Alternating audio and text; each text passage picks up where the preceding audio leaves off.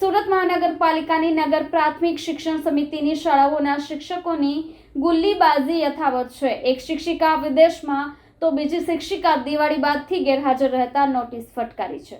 સુરત મહાનગરપાલિકાની નગર પ્રાથમિક શિક્ષણ સમિતિની શાળાઓના શિક્ષકોની ગુલ્લીબાજી યથાવત છે। એક શિક્ષિકા વિદેશમાં તો બીજી શિક્ષિકા દિવાળી બાદથી ગેરહાજર હોવાની ફરિયાદ બાદ બંને શિક્ષકોને નગર પ્રાથમિક શિક્ષણ સમિતિ દ્વારા નોટિસ આપવામાં આવી છે, જેમાં શાળા ક્રમાંક 101ની શિક્ષિકા સીમા રાઠોડ લાંબી રજા બાદ દિવાળી બાદ હાજર થવાના હતા, પરંતુ વારંવાર જાણ કરવા છતાં હાજર થયા નથી। તે ઉપરાંત તેમણે સુધી વિદ્યાર્થીઓના પ્રથમ સત્રનું પરિણામ બનાવ્યું નથી। આખરે આચાર્યએ લેખિત જાણ કરતા સમિતિએ નોટિસ ફટકારી છે।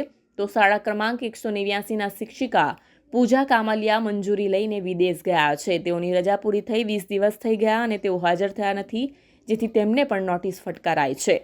રજા પર ઉતરનાર શિક્ષકોને વારંવાર નોટિસ આપવા છતાં પણ જો હાજર ન થાય તો નિયમો અનુસાર કાર્યવાહી કરીને એમને બરતરફ કઈ રીતે કરી શકાય એ વિશે પણ નિર્ણય લેવામાં આવશે। કયા શાળાના શિક્ષકો છે અને કઈ રીતની રજાઓ લેવામાં આવશે?